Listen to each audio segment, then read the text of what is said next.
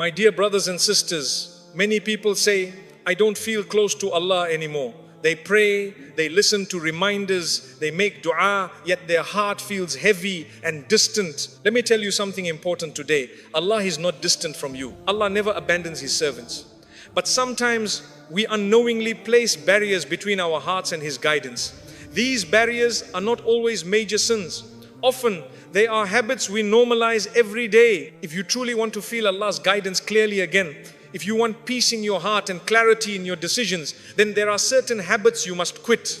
Not tomorrow, not slowly, but consciously and sincerely. 1. Delaying salah without a valid reason. My dear brothers and sisters, one of the most silent yet destructive habits is not leaving the prayer completely, but delaying it again and again without a valid reason. Many people say, at least I pray, and yes, praying is a blessing, but when you pray also matters. When the adhan is called, Allah is inviting you personally. It is not a random sound. It is a call from your Creator, the one who gave you life, breath, health, and every opportunity you have. When we hear that call and say, I'll pray later, we may not realize it, but we are slowly training our hearts to put Allah second. Salah is not just a religious duty. Salah is a meeting with Allah. Imagine being invited by someone important, someone who loves you deeply, and you repeatedly say, wait, I'm busy scrolling, or let me finish this show first. Over time, that meeting loses its value in your heart. The same happens when we delay salah without necessity. The heart begins to feel distant, not because Allah moved away, but because we did. Many people ask, why don't I feel peace anymore? Why do my du'as feel empty? Often the answer lies here. Guidance flows through obedience. When you respond to Allah promptly, your heart becomes receptive. When you delay Him casually, your heart becomes heavy. Peace does not come from praying whenever it is convenient. Peace comes from submitting when it is difficult. That is where faith grows. Delaying salah also changes how we see time. We give the best hours to work, entertainment, and people, and we give Allah what is left over. My dear brothers and sisters, Allah deserves the first portion of your time, not the leftovers. When you organize your life around salah instead of fitting salah into your life, everything begins to fall into place. Your stress reduces, your priorities become clearer, your heart feels guided again. And remember, this is not about perfection. We all struggle, but there is a difference between struggling and being careless. If you genuinely try to pray on time, even when it is uncomfortable, Allah sees that effort and multiplies its reward. The moment you stand up for prayer, despite laziness, despite distraction, despite worldly pressure, something inside you changes. Your heart softens, your mind calms, your soul reconnects. So my dear brothers and sisters, do not let your phone, your work, or your temporary distractions steal your most important appointment of the day. Answer the call when it comes. Treat salah as non-negotiable. When you do this consistently, you will not need to chase guidance anymore. You will feel it flowing naturally into your heart because you chose Allah when He called you. 2. Feeding the eyes with what Allah has forbidden. My dear brothers and sisters, never underestimate the power of the eyes, because what enters through the eyes settles quietly in the heart. Many people struggle to feel Allah's guidance, not because they do not pray or make dua, but because their hearts are constantly being fed with things Allah has clearly warned us against. In today's world, temptation is no longer hidden. It follows us in our pockets, on our screens, and in our private moments.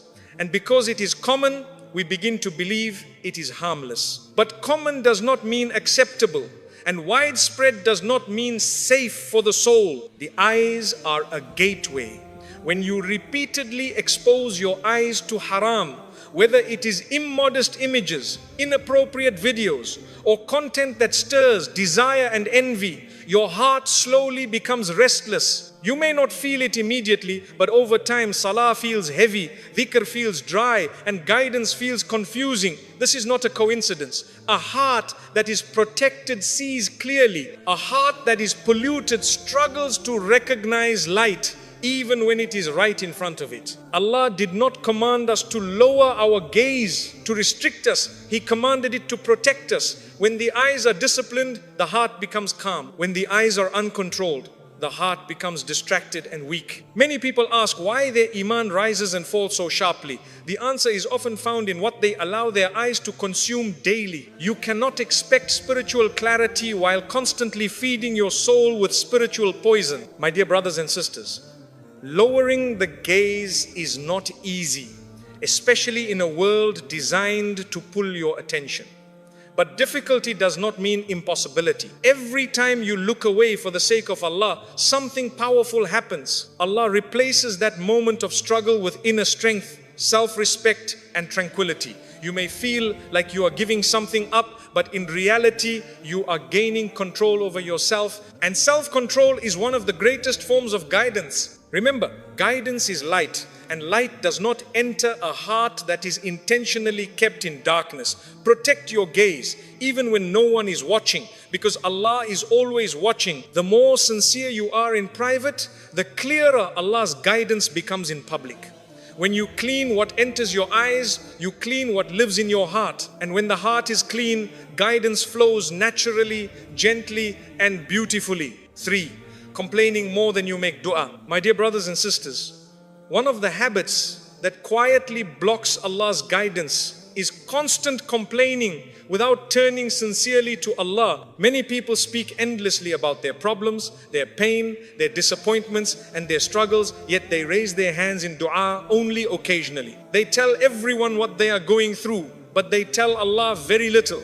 Over time, this creates a feeling of emptiness inside, because the heart was not created to find relief through complaining. The heart finds relief through trusting Allah. Complaining in itself is not haram. We are human and we feel pain, but there is a difference between expressing pain to seek comfort and allowing complaining to become your daily language. When complaining becomes a habit, it trains the mind to focus only on what is wrong. It slowly removes gratitude from the heart and replaces it with frustration. And a heart filled with frustration struggles to recognize Allah's guidance even when it is present. Dua, on the other hand, does something completely different. Dua humbles the heart. It reminds you that you are not alone and that Allah is fully aware of your situation. When you make dua, you are not just asking for a solution, you are building a relationship. You are acknowledging that Allah's wisdom is greater than your understanding. This is why dua brings peace even before the problem is solved. Many people say, I have made dua but nothing changed. My dear brothers and sisters, something always changes when you make sincere dua. Either Allah changes the situation or He changes your heart to handle the situation. Complaining makes you feel powerless. Dua makes you feel supported. Complaining makes you feel stuck. Dua reminds you that Allah is in control. When you complain more than you make dua, you unknowingly push guidance away. Your heart becomes noisy with negativity, leaving little space for divine calm. But when you replace excessive complaining with sincere supplication, even in simple words, your heart softens. You begin to see lessons instead of punishments, opportunities instead of losses, and mercy instead of abandonment. So my dear brothers and sisters, the next time your heart feels heavy, pause before you complain. Raise your hands instead. Speak to Allah before you speak to people. You will find that when dua becomes your first response instead of complaining, Allah's guidance becomes clearer, your patience becomes stronger, and your heart becomes lighter, even if the situation itself has not yet changed. 4. Keeping company that pulls you away from Allah. My dear brothers and sisters, one of the most overlooked reasons people lose clarity in their faith is the company they keep. Human beings are deeply influenced by those around them, even when they believe they are strong enough to remain unaffected. You may not notice the change immediately, but over time, the people you spend the most time with begin to shape your thoughts, your habits, and even your relationship with Allah. This is why Islam places great importance on companionship. Not every smiling face is good for your soul. Some people may care about you emotionally, but they slowly pull you away from remembrance, from prayer, from modesty, and from gratitude. They normalize disobedience and make obedience feel extreme. They laugh at reminders and make sins feel small.